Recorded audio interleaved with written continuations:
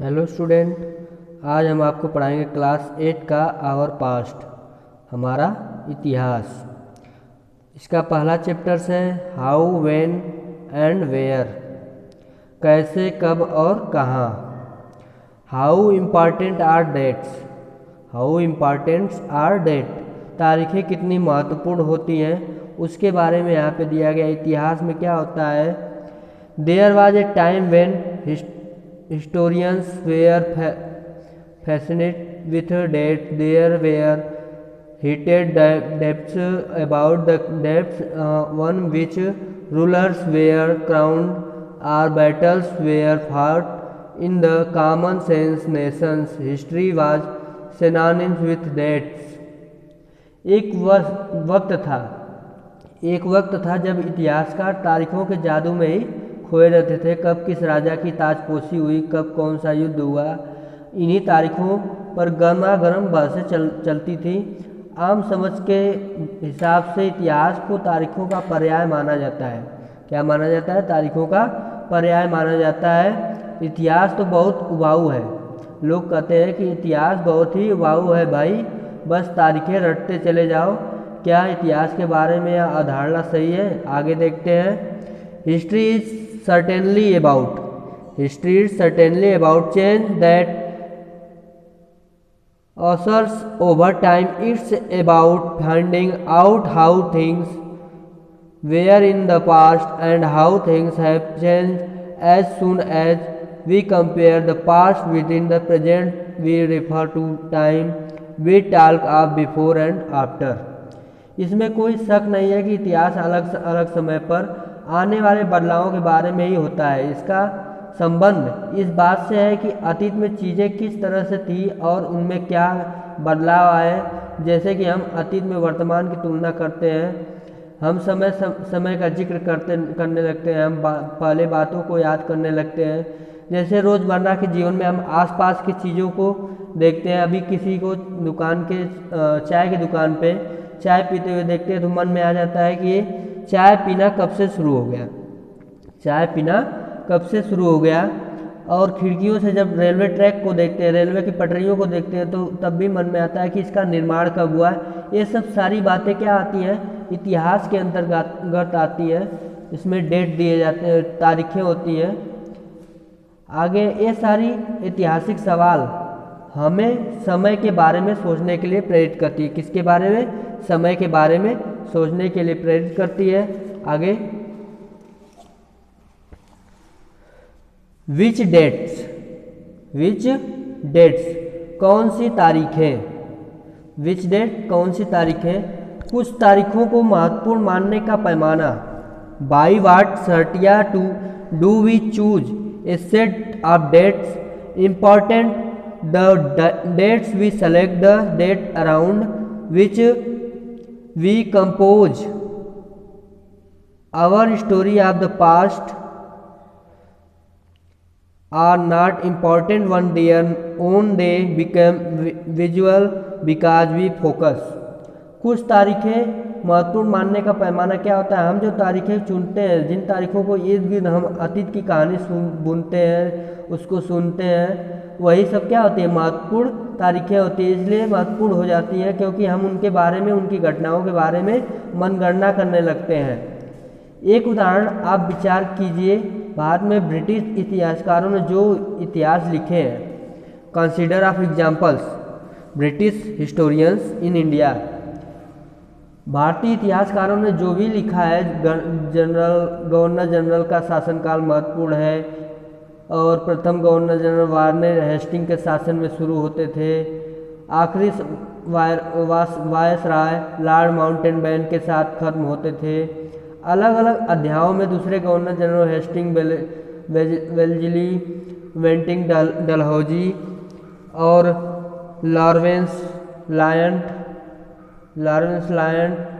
Liton Ripon, Curzon Hardinge, Irwin के बारे में भी पढ़ते हैं। इस इतिहास में governor general seemingly never ending succession of governor books where like to this personalities to their nothing outside their lives these This was important for us know that chronology of their life marked the different chapters of the history of British India. इस सिलसिला में छाया रहता था कि इतिहास की इन किताबों में सारी तारीखों का एक महत्वपूर्ण आधिकारिक उनकी गतिविधियाँ, नीतियों, उपलब्धियों के आधार पर ही तय होता था। यह ऐसे था मानो इन लोगों के जीवन के बाहर कोई ऐसी चीज़ ही नहीं थी जिनसे जानना महत्वपूर्ण हो कि इन लोगों के जीवन का क्रम ब्रिटिश भारत के इतिहास में अलग अलग अध्यायों पर विषय बुनता है। क्या हम इसी दौर के इतिहास के अलग ढंग से नहीं लिख सकते हैं? आगे दिया है, can you write the history of this period in the different वे?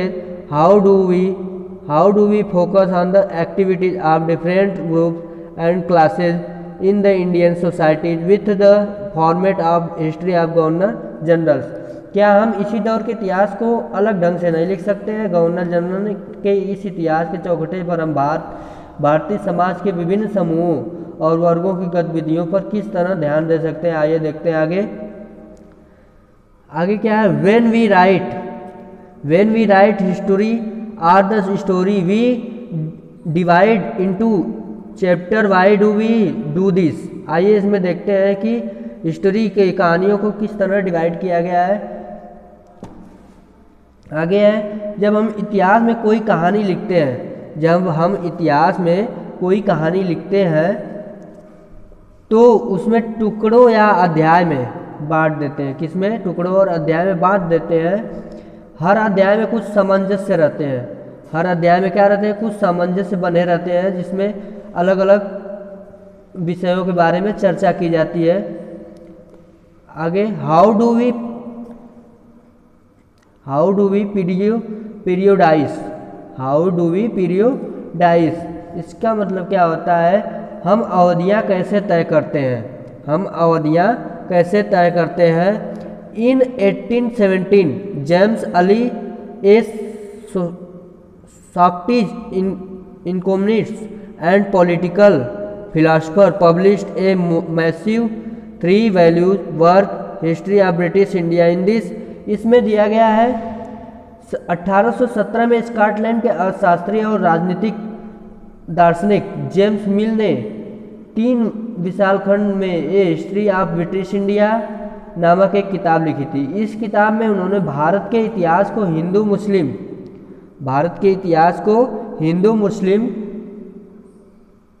इन तीनों कालखंडों में बांटा था। कालखंडों के इस निर्धारण को ज़्यादातर लोगों ने मान भी लिया। क्या आपको भारतीय इतिहास के समझने के लिए इस तरीके को कोई समस्या दिखाई पड़ती है?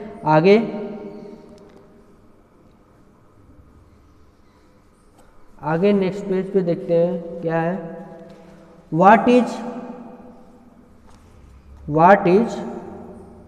कॉलोनियल? औपनिवेशिक क्या होता है?